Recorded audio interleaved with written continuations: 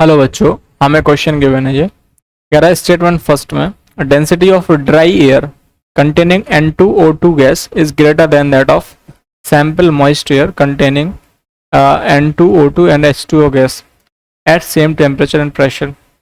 देखो statement to क्या कह रहा है कि molecular mass of H2O gas is lesser than that of N2 and O2 both. तो स्टेटमेंट फर्स्ट पे पहले गौर करते हैं। ये कह रहा है कि एक हमारा सपोज मैंने सैंपल ले लिया 1 मोल मिक्सचर, गैस का मिक्सचर है तो इसका कितना हो जाएगा 22.4 लीटर वॉल्यूम हो जाएगा STP पे। ठीक है, अगर मेरा 22.4 लीटर वॉल्यूम हो गया, एक मेरा ड्राई एयर है, इसमें मेरा क्या है N2 और O2 है, एक मेरा सैंपल है 22.4 लीटर,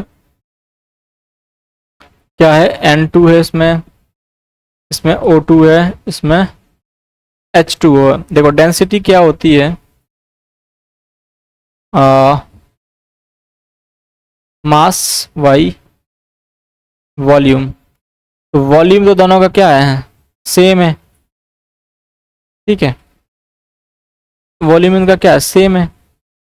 और अगर मेरे सैंपल में देखो, पहले तो इनका मास निकाल लेता है। इसका मास कितना है, मॉलिक्यूलर मास इसका आएगा 28, इसका मॉलिक्यूलर मास 32, 28 32, ये हो जाएगा 18।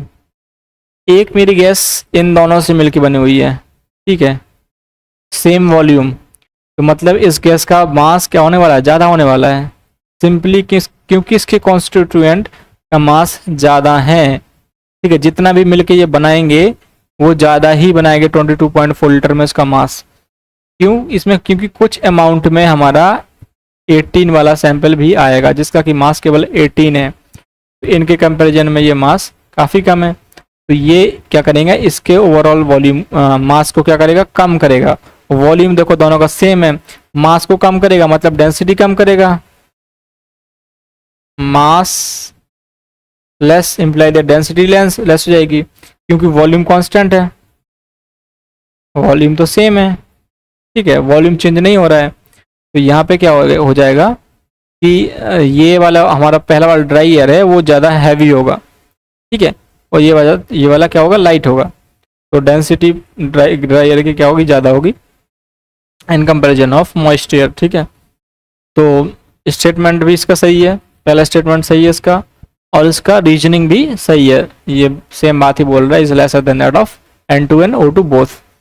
तो statement first is true and statement second is true. Statement 2 is the correct explanation for the statement 1।